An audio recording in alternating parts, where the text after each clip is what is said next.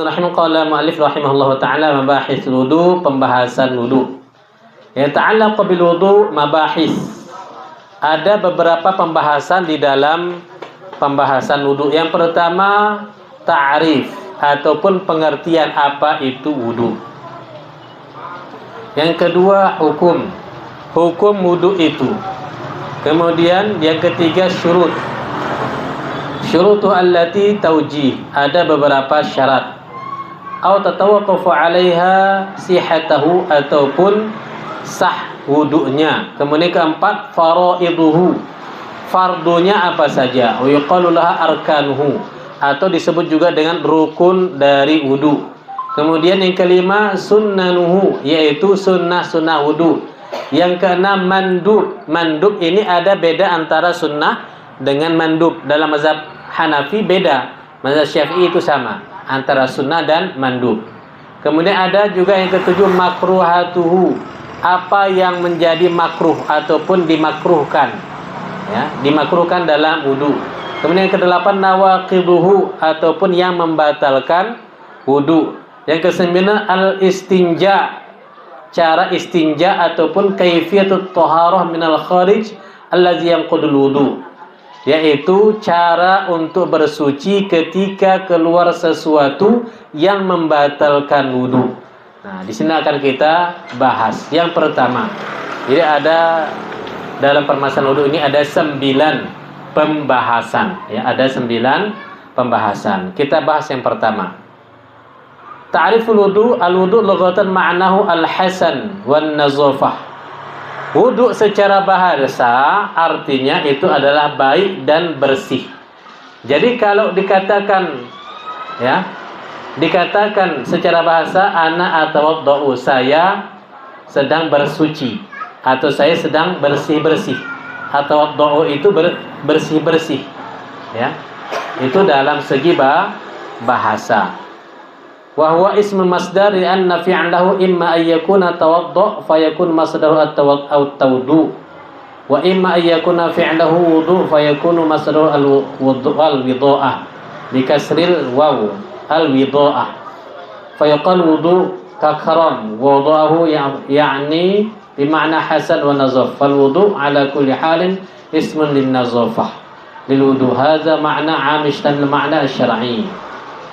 Ya, anna ma'na syar'i nazafatu makhsusah fa tara alaihi lawdu al-hasanah man aw man. Nah, sedangkan secara bahas, secara istilah, ya, secara istilah bahwasanya yang dikatakan dengan wudu nazafatun makhsusah, yaitu bersuci yang secara khusus. Kalau dikatakan dengan wudu, maka suci mensucikan diri dari segala jenis hadas. Jadi kita kalau misalnya berwudu, maka yang kita sucikan itu adalah yang tidak nampak, ya, hasasiyah ataupun yang tidak nampak. Kalau kita berhadas, misalnya buang angin, ya, buang angin, ataupun kita habis qada hajat, baik buang air besar ataupun buang air kecil, maka kita dikatakan sedang berhadas kecil, ya, berhadas kecil. Maka cara berwudu, cara mensucikan dirinya itu adalah dengan berwudu. Berarti wudu itu adalah mensucikan diri dari hadas kecil, ya, mensucikan diri dari hadas kecil. Nah, segala bentuk yang hadas kecil maka disucikan dengan wudu. Tetapi kalau yang dia namanya hadas besar, dia sedang berjunub atau janabah, maka dia mandi besar atau dikatakan sedang berhadas besar. Kalau dia berhadas besar, maka cara mensucikan dirinya adalah dengan mandi, ya, dengan junub, mandi junub. Yang kedua, tadi kita telah mengetahui bahwasanya wudu itu adalah cara mensucikan diri dari hadas kecil. Kemudian kedua, hukum wudu. Apa yang hukum wudu? Wa ma yata'allaqu bihi min masi mushaf wa nahwihi la'allaka qad 'arafta min sahifah. Nah, kepentingan kita untuk wudu itu adalah ketika kita mau melaksanakan satu perintah Allah, yaitu sholat wajib dalam keadaan suci. Ada dua keadaan yang kita mewajibkan wudu, yaitu yang pertama sholat, yang kedua sholat, yang kedua tawaf, tawaf di Ka'bah, ya. Yang pertama sholat, yang kedua tawaf di Ka'bah, ya. Sedangkan membaca Quran ini nanti ada perbedaan pendapat ulama. Ada mengatakan la yamassuhu illa al-mutahharun. Kalau mazhab Syafi'i yang dikatakan itu tidak boleh menyentuhnya kecuali orang yang dalam keadaan suci. Suci dalam arti kata yaitu dia berwudu. Kalau Hanafi beda lagi.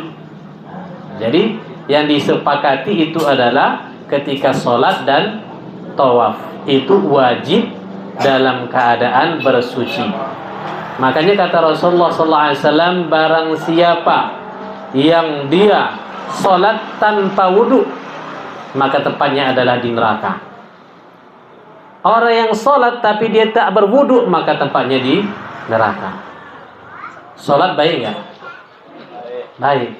Tapi kalau salah caranya, dia tidak mensucikan diri, maka akibatnya adalah bukan masuk ke dalam surga, justru Allah campakkan dia ke dalam neraka. Kenapa? Karena dia tidak dalam keadaan suci. Kita menghadap Allah. Ketika kita menghadap Allah, wajib dalam keadaan suci, baik suci lahir ataupun suci batin. Suci dari apa? Dari segala najis, ya. Dari segala najis kita suci. Suci pakaian, suci tempat, kemudian suci apa lagi? Suci pakaian, suci tempat, dan suci badan. Badan kita suci. Tak boleh kita membawa sesuatu yang namanya najis, ya. Misal anak kita masih kecil, dia pakai pampers.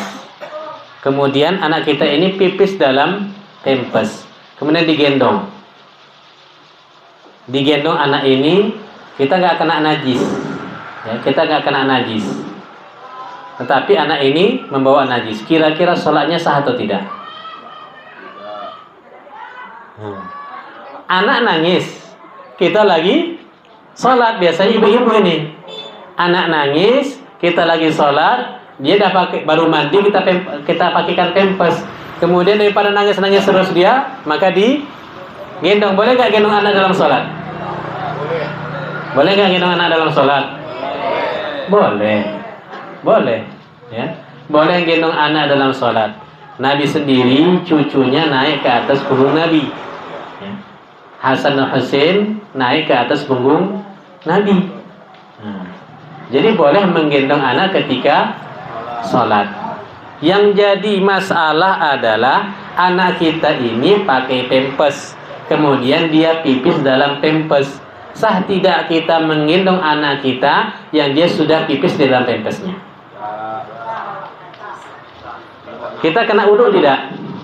Kita kena najis tidak? Enggak kena najis. Bawa najis tidak? Membawa najis. Artian kata, kalau kita sholat mesti bersih, suci apa? Tempat, pakaian, dan badan. Tidak boleh membawa najis. Misalnya kita nanti ada tai lincung ataupun tai kambing, kita ambil dalam tisu, kemudian masuk kantong, kita sholat, sah tidak? Tidak sah. Kenapa? Karena kita membawa najis. Begitu juga tadi, apabila anak kita tadi sudah dia pipis dalam pampers-nya, kemudian kita gendong, maka batalah sholat kita. Kenapa? Karena kita membawa najis, walaupun tidak terkena secara langsung, ya. Walaupun tidak terkena secara langsung. Terutama jika misalnya bapak-bapak bawa anaknya ke masjid, anaknya ini masih umur 2 tahun, umur 1 tahun, ya, umur 3 tahun, kemudian dipakaikan pampers, lari-lari dia, duduk di situ. duduk di tempat kita sholat. Nah, pas kecium lagi sujud, kecium pula bau pesing. Kenapa? Karena dia pipis di dalam pampers. Batal nggak sholatnya? Batal. Ya, batal sholatnya. Kenapa? Karena dia membawa najis. Nah, ya, membawa najis. Begitu juga anak-anak yang anak laki-laki yang dia belum disunat. Ya, anak laki-laki yang belum disunat. Nah, anak laki-laki yang belum disunat, kemudian kita bawa, kita gendong. Kita gendong dalam sholat. Sah nggak sholatnya? Sah nggak sholatnya? Nabi cucunya naik ke atas punggung Nabi. Nabi tetap sholat. Nah, kita bawa anak kita juga, kita gendong sholat, anak laki-laki. Anak cucu Nabi laki-laki perempuan? Laki-laki. Hasan dan Husain berarti laki-laki. Kita bawa anak laki-laki kita gendong sholat. Sah tidak? Kalau udah sunat. Nah, di sini ada perbedaannya. Jadi cucu Nabi Hasan dan Husain itu sudah disunat sejak usia lahir lagi. Baru lahir langsung disunat. Ya, baru lahir langsung disunat. Ya, ketika lahir langsung disunat. Kalau di kita umur berapa baru anak itu disunat? SD kelas 5, kelas 6. Udah besar, udah berbulu barulah disunat. Wis Allah dah barulah disunat. Sedangkan anjuran Islam itu ketika anak-anak lagi disitulah disunat. Ketika lahir disunat, atau paling tidak usia 2 tahun, 3 tahun itu sudah disunat. Anak saya juga usia 2 tahun dan disunat. Yang laki-laki. Yang laki-laki sudah disunat dari kecil. Kenapa? Ini yang diajarkan oleh Rasul, bukan ketika anak itu sudah menginjak usia 11 tahun, 12 tahun baru disunat. Iya. Iya.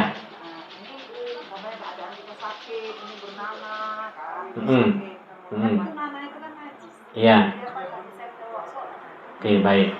Jadi kita membawa, misalnya ada luka, ya, ada luka benanah di tangan kita, kemudian itu dibalut, ya, itu dibalut dengan perban, kemudian dia keluar, ya. Kenapa? Karena nanahnya tidak kering. Maka apakah sah sholat kita? Jadi ketika kita sholat seperti itu tetap sah, tetap sah. Kenapa? Karena sudah dibalut. Ya. Ini nanah itu tidak bisa, itu namanya daruri. Sama seperti orang yang dia terkena penyakit namanya, kalau wanita itu istihadah, kalau laki-laki itu namanya sulusul baul. Tahu istihadah sama sulusul baul? Istihadah ini dia darah penyakit, bukan darah haid, tetapi darah penyakit. Nah, darah penyakit ini dia keluar di luar kebiasaan. Karena kalau haid itu ada waktunya. Ya, setiap wanita itu ada masanya. Ada yang dia 1 minggu, ada yang 3 hari, ada yang 5 hari, tergantung waktunya. Nah, ini dia 1 bulan masih keluar juga darahnya. Maka ini namanya darah istihadah, darah penyakit. Nah, kalau namanya darah penyakit, dia wajib tetap sholat. Ya, wajib tetap sholat. Kemudian caranya dia bersihkan, ya, bersihkan kemudian tempel, ya, baik dengan apa segala macam. Kalau sekarang pakai apa? Iya, softtek dan lain sebagainya. Ya, baru dia sholat, barulah dia sholat. Keluar ketika sholat tidak ada masalah, ya. Keluar ketika sholat tidak ada masalah. Begitu juga bagi orang tua yang sudah pikun atau dia kena penyakit, ya, maka ketika dia berdiri keluar, berdehem keluar, maksudnya keluar air kencing, ya. Keluar air kencingnya, berdiri, berdehem, nggak terasa, keluar aja dia. Maka bagaimana tata cara dia sholat? Maka dia bersihkan sebelum dah masuk waktu, dia bersihkan, kemudian ditempel, ya ditempel, ataupun pakai pempes, ya, pakai pempes kemudian dia sholat. Ketika sholat keluar, maka itu ma'afu anhu, dimaafkan. Nah, jadi kalau dalam masalah itu penyakit itu dimaafkan, tetapi dibersihkan dulu sebelum dia sholat. Kemudian kalau dah keluar seketika dia sholat, itu tidak mengapa. Itu namanya dimaafkan. Kalau nanti dia tidak melaksanakan itu, nggak sholat dia. Kapan dia sholat? Nah, ya, itu namanya dimaafkan. Baik, kembali kita. Jadi hukum wudu itu adalah wajib dalam permasalahan sholat dan tawaf. Fasyari' qad rattaba 'ala al-wudu' wa qala hadas fatuaddi bihi al-fara'id wal mandubat min salat. Jadi ada beberapa perkara yang dia mesti berwudu, yaitu dalam pelaksanaan faraid, yaitu dalam pelaksanaan salat. Kemudian baik salat fardu ataupun salat sunnah, ya. Salat sunnah wajib berwudu tidak? Wajib. Salat fardu wajib berwudu tidak? Tetap wajib. Wa sujud tilawah, begitu juga sujud tilawah. Maksudnya sujud tilawah ini apa? Ketika kita membaca ada sujud, ada ayat-ayat sajadah, ya, seperti dalam surah As-Sajadah. Biasanya kalau imam waktu sholat subuh di hari Jumat itu selalu membaca surah As-Sajadah. Nah, ketika dia sampai kepada ayat sajadah, maka dia sujud. Ini namanya sujud tilawah. Ada 15 tempat di dalam Al-Quran, termasuk ada di dalam surah Al-Alaq. Itu juga waqtarib, itu juga ayat, termasuk ayat sajadah. Nah, ketika dia baca itu, dia sujud, ya, sujud. Nah, dia sujud itu wajib dalam keadaan berwudu, ya, wajib dalam keadaan berwudu. Wa sujud syukur inda may yaqulu bihi minal a'immah, dan juga sujud syukur. Nah, ada sebagian ulama yang mengatakan ketika kita misalnya mendapatkan nikmat, apa itu nikmatnya? Seperti anak lulus, PNS, anak nikah, anak dapat jodoh, ataupun dia dapat pasangan, dapat jodohnya, ataupun lolos PNS dan lain sebagainya. Mendapatkan kenikmatan, maka dia pun sujud syukur. Kadang orang tak tahu sujud syukurnya di mana, ya, sujud syukurnya entah menghadap kemana pun tak tahu dia. Nah, dalam sebagian mazhab, sujud syukur ini wajib dalam keadaan berwudu, ya. Syafi'i mengatakan wajib dalam keadaan berwudu. Kenapa? Dia wajib berniat sengaja aku sujud syukur karena Allah Ta'ala, kemudian baru dia angkat takbir, tetap angkat takbir, baru dia sujud. Sujudnya pun menghadap kiblat. Iya, menghadap kiblat. Ini tak tahu kiblat mana, pokoknya sujudlah. Iya, entah menghadap kemana, pokoknya sujud aja lah dia. Ya, jadi sujud syukur itu wajib menghadap kiblat. Ya, mana arah kiblatnya, disitulah dia bersujud. Makanya dalam keadaan suci. Wa tawaf bil bait, yaitu tawaf di Ka'bah. Fardhon kana aw naflan, sama ada dia tawafnya fardu, yaitu dalam keadaan berumrah, ataupun yang sunnah. Sunnah ini dia hanya sekedar tawaf saja. Dia qauli sallallahu alaihi wasallam, at-tawaf halal bait mithlu as-shalah illa annakum tatakallamuna fi.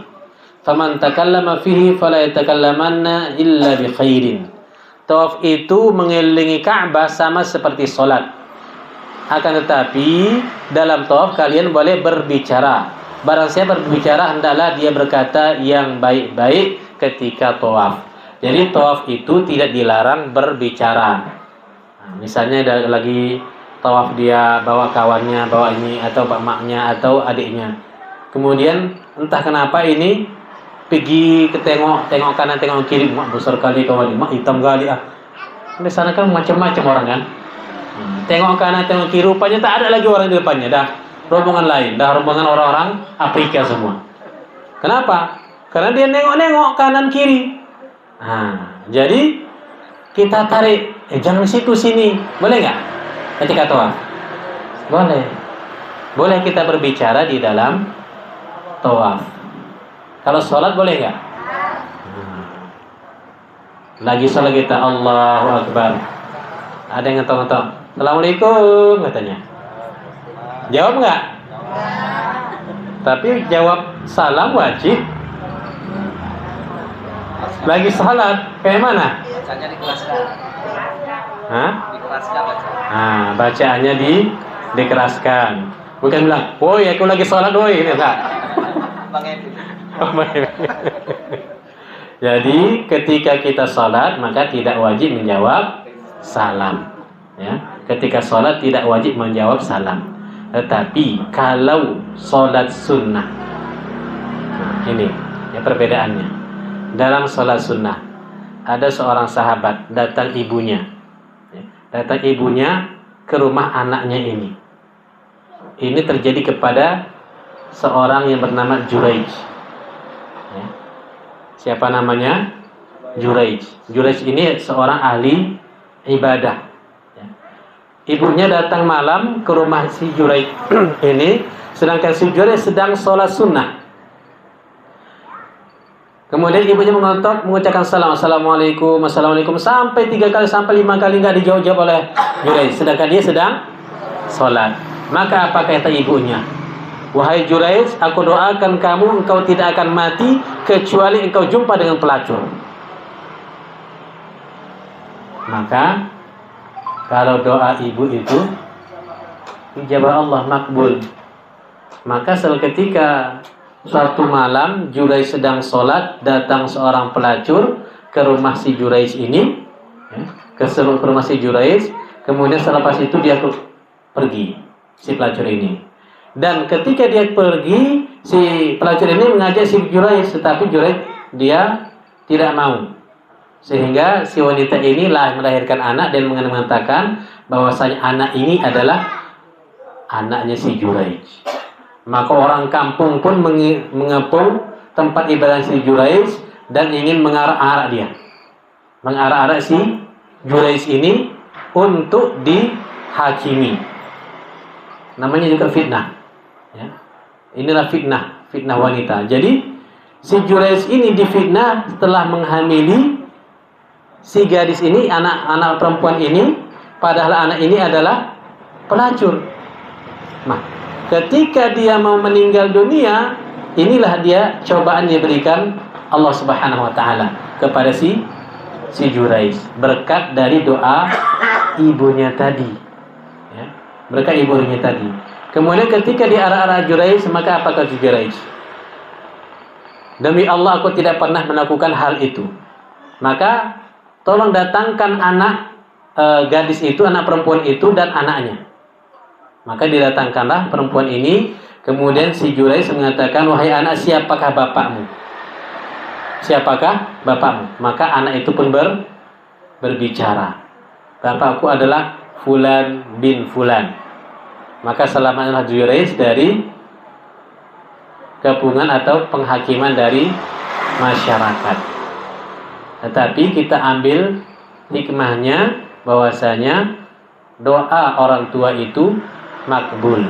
Nah, menjawab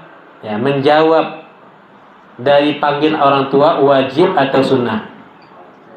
Wajib. Sedangkan dia sedang melaksanakan sholat sunnah.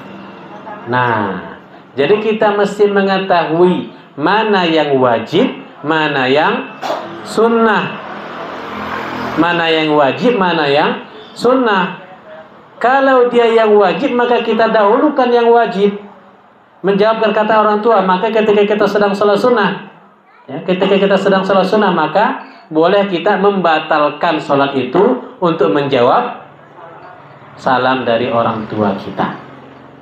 Ya, kenapa? Karena kita sedang sholat sunnah. Tapi kalau dia wajib, maka kita lanjutkan sholat wajib tadi.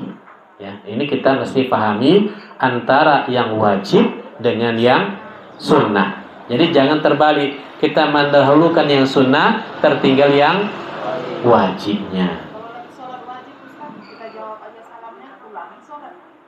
Tak boleh, tidak boleh membatalkan sholat. Nah, daripada kita sholat tidak khusyuk, makanya kita keraskan bacaan kita. Allahu Akbar, Bismillahirrahmanirrahim. Enggak dengar dia, lantak kau situlah. Iya, kita selesaikanlah sholat kita. Jadi kalau kita sholat wajib, tetap menyelesaikan sholat. Sholat wajib itu tidak boleh dibatalkan kecuali dalam keadaan darurat, seperti bencana, ya, seperti kebakaran atau bencana, kebanjiran dan lain sebagainya. Maka itu boleh kita membatalkan sholat. Nah, jangan nanti kayak orang yang terkejut, rupanya jatuh kucing, Allahu Akbar, batal sholatnya. Gara-gara rupanya kucing yang lewat. Apalagi kalau sholat malam, biasanya itu terjadi. Sholat sendiri tiba-tiba ada amin. Hati-hati.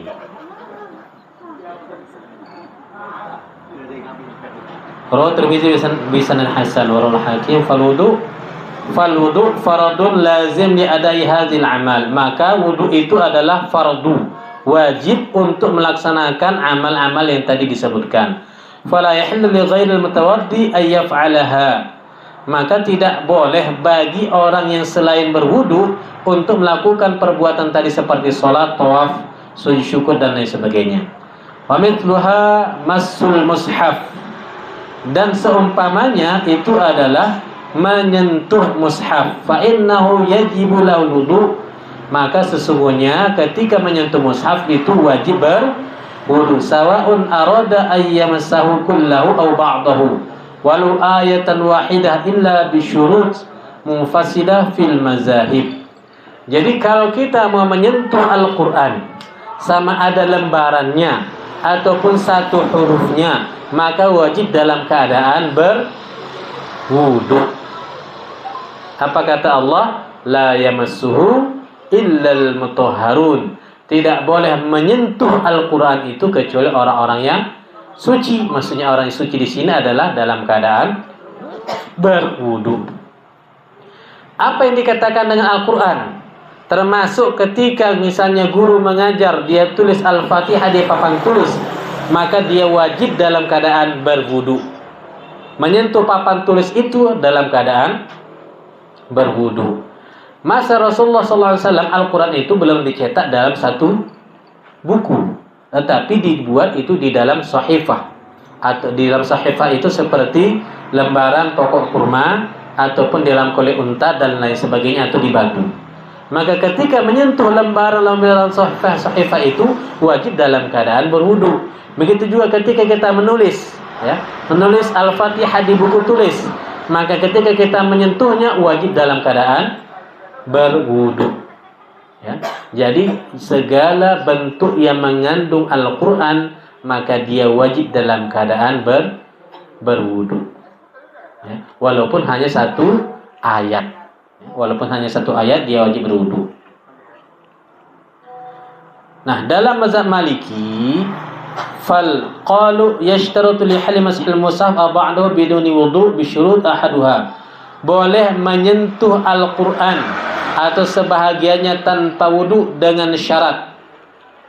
Ada syarat kita boleh menyentuh Al-Qur'an tanpa kita berwudu. Apa itu syaratnya? Yang pertama, ayyakuna maktuban bilighatin ghairu arabiyyah. Al-Quran itu adalah Al-Quran terjemah. Kalau Al-Quran terjemah boleh kita memegangnya tanpa wudu. Ya, Al-Quran terjemah boleh kita memegangnya tanpa wudu. Ammal maktub bil arabiyyah fala hilmasuhu ala ayyi hal. Adapun jika dia adalah dalam bahasa Arab, maka tidak boleh disentuh kecuali dalam keadaan berwudu. Walau kana maktuban bil kufi aw al maghribi aw nahwihima. Walaupun ditulis dengan tulisan khat kufi atau khat kufi. Khat kufi itu kayak apa sekarang yang logo halal. Logo halal sekarang kan dia macam bentuk apa tuh? Tahu? Nah, itu namanya khat kufi. Walaupun ditulis bentuk itu, jadi dalam penulisan Al-Qur'an itu banyak khat, ya. Ada khat kufi, ada khat macam-macam, ada 7 khat, ya. Ada 7 khat, ada 7 penulisan. Walaupun dalam bentuk penulisan apa saja, selama dia berbahasa Arab maka tidak boleh disentuh kecuali dalam keadaan berwudu, ya. Kemudian yang kedua, ayyakuna manqushan ala dirham aw dinar aw nahwihima mimma yata'amalu bihin nas. Adapun jika ditulis di dalam kertas uang, ya, ditulis di misalnya di rial atau ditulis di rupiah, bismillahirrahmanirrahim. Misalnya di situ ditulis di uang kertas bacaan bismillah atau bismillahirrahmanirrahim, maka boleh tanpa wudu. Kenapa? Mimma yata'amalu fihi nas, yaitu manusia biasa bermuamalah ataupun berinteraksi, bertransaksi dengan benda itu. Maka itu boleh disentuh dengan tanpa wudu, ya. Yang ketiga syaratnya ayattakhidha al-mushaf kullahu aw ba'dahu hirzan fa innahu yujuzu lahu ay tahmalahu biduni wudu. Jikalaulah misalnya Al-Qur'an ini terletak di bawah, ya, terletak di bawah Al-Qur'an, kemudian kita nggak berwudu, takut Al-Qur'an ini terpijak dan lain sebagainya, maka boleh nggak kita mengambilnya? Boleh. Supaya memelihara Al-Quran itu, kita ambil, kita letakkan di atas. Nah, bagaimana pula dengan seorang wanita yang sedang haid? Boleh nggak dia menyentuh Al-Quran? Boleh nggak? Tidak boleh bagi wanita haid yang memegang Al-Quran. Macam mana pula kalau dia mau baca Quran? Boleh tidak? Boleh nggak baca Quran? Wanita yang dalam keadaan haid, boleh nggak dia baca Quran? Tidak boleh juga bagi wanita haid membaca Al-Quran kecuali untuk wirid. Tahu untuk wirid? Kecuali untuk wirid. Tahu wirid? Bukan wirid Yasin maksudnya. Maksudnya wirid ini adalah untuk kebiasaan dia mengulang hafalan atau untuk zikir. Seperti dia mengulang hafalannya Al-Fatihah, An-Nas. Iya boleh. Boleh. Ya, untuk merojaah dia itu boleh. Seperti untuk pengajar juga boleh. Ya, untuk mengajar itu boleh. Untuk mengajar, kemudian untuk zikir, untuk wirid itu boleh. Tetapi dia mengkhususkan diri untuk membaca Quran dengan niat membaca Quran itu tidak boleh. Kenapa? Karena dia wajib dalam keadaan suci. Jadi tapi kalau wirid ataupun dia zikir itu boleh. Jadi kalau wanita haid bagaimana? Dia nggak baca Quran, bagaimana menjaga dia? Nah, makanya biasanya wanita itu mudah terserang itu, baik sihir, baik apa segala macam itu dalam keadaan haid. Kenapa? Karena dia tidak membaca Quran.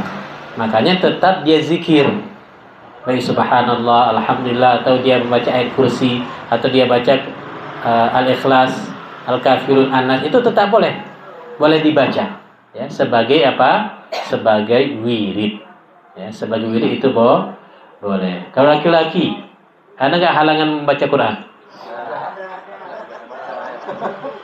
Kayaknya laki-laki juga ada haidnya juga. Berarti kalau laki-laki nggak megang Quran, lagi haid berarti. Berarti sedang pakai telekung nih.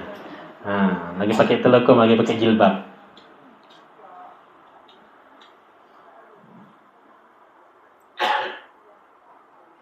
Kemudian yashruri hamlihi hirzan syaratan. Syaratnya dia mesti hamiluhu musliman ayyakun al-mushaf massuran bisatir yamna'u min usulil aqzar ilaihi. Jadi syarat kita boleh mengambilnya yang pertama dia seorang muslim. Seorang kafir kalau sekarang ini banyak sekali terjadi seperti di Perancis, di mana kemarin Denmark itu dibakar Al-Qur'an. Kalau kitab suci kita dibakar itu kita wajib marah. Kalau kita tidak ada biar saja dah biarkan bakarlah situ. Kemudian Nabi kita dihina Nabi aja kita dihina. Bukan aku dihina. Berarti kita tidak ada ghirah. Tidak ada ghirah, tidak ada kecintaan kita kepada Al-Qur'an. Tidak ada kecintaan kita kepada Rasulullah sallallahu alaihi wasallam. Sedangkan Umar ketika dihina Rasulullah, maka apa kata Umar? Ya Rasulullah, izinkan aku untuk memenggal kepalanya. Ini yang disampaikan oleh Umar. Jangan pernah kita nanti pergi sana penggal kepalanya. Ya. Jadi tetap ada kebencian kita kepada sesuatu perkara ketika perkara itu yang menghinakan agama kita, termasuk pembakaran Al-Quran, menginjak Al-Quran dan lain sebagainya. Maka kita mesti menjaga kesucian Al-Quran. Al-Quran itu tidak boleh kita bawa ke toilet, ke tempat WC, ya. Tak boleh kita bawa lagi baca Quran, kita bawa ke toilet, tidak boleh, ya. Kita mesti menjaga kesucian Al-Quran. Rabi'aha ayyakuna hamiluhu mu'alliman aw muta'alliman. Yang keempat, boleh membaca Al-Quran, itu tadi yang ditanyakan ibu, jikalau dia sedang mengajar ataupun belajar. Mengajar ataupun belajar, itu boleh membawa Al-Quran walaupun tidak dalam keadaan berwudu.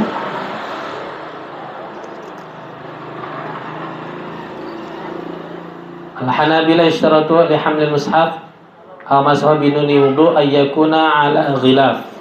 Kalau menurut Hambali mestilah dia ada ghilaf ataupun ada pelapisnya.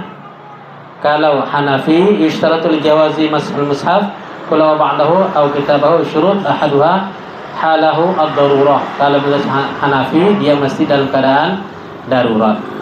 Kalau Syafi'i qalu yajuzu mas'hul mushaf wa hamluhu kullan aw ba'dan masyurut, dengan syarat yang pertama ayahmilahu hirzan, tadi untuk menjaganya dari dikotori, ayyakuna maktuban ala dirham, ataupun dia ditulis di atas kertas sama seperti kata Imam Maliki.